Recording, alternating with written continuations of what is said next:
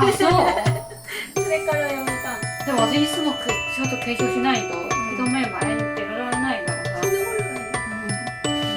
でもなんか最近面白い話で、なんだっけ、あの人の名前が出てこない。あ高深田さんのしびりがベタってついてたんだね。あ、それ誰いただっけ？白井さんかな。白石さんとか小山先生と萩原さんもじゃなかったっけ？なんかみんな私口紅にしないけど、ファンデーションを抜いてる。なんか佐々木さんなんかくっついた時があったんですよ。ピザは肌ひどくするなと思った。グスグス言ってる。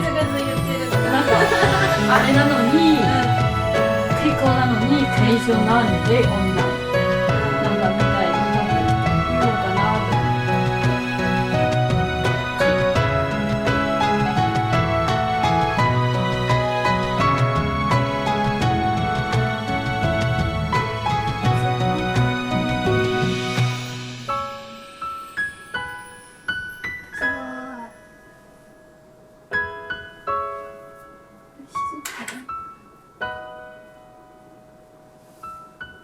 ちっちゃいよ。これ結構頑固だね。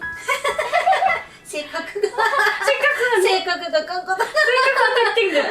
性格が頑固だがよく言われる。頑固だよって。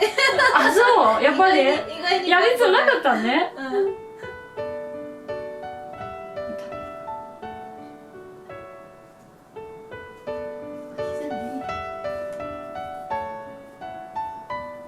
膝に塗って安いですね、外に。なんかチャラチャラしすぎて、いや、なんか憎い。人目前見られたら恥ずかしくなる。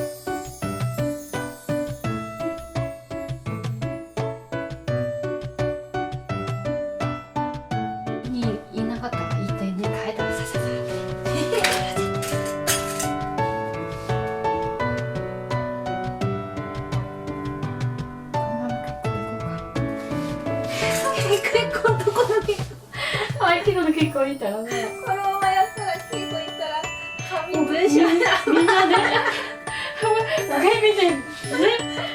頭痛いな。刺さった。なんだけだなよこれ本当に。貝原さん恥ずかしくてなんか可愛くてなんか手つけない手逃げること恥ずかしくなる。ないでしょそれない。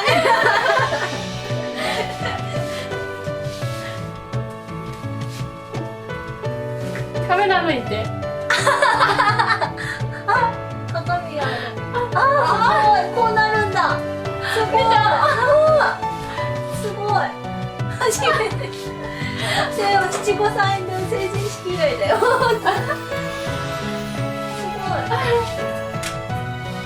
あ、ちょっと見えないかな。あ、どこ行っちゃった。いたいた。自分も回って。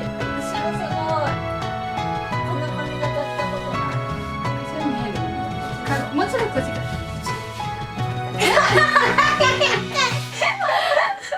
あれか。あーすごい。これリボン暗いのリボンだから、色ついてるリボンだと、なんかダサく見えるんですよ。あーすごい。なんか見えない？見えた。見える？さっきこれで見た。はい。すごい。あ、こっちの方がいい。あ、ここの方がここタッチすると。近くを見て見える。そうする自分色の位置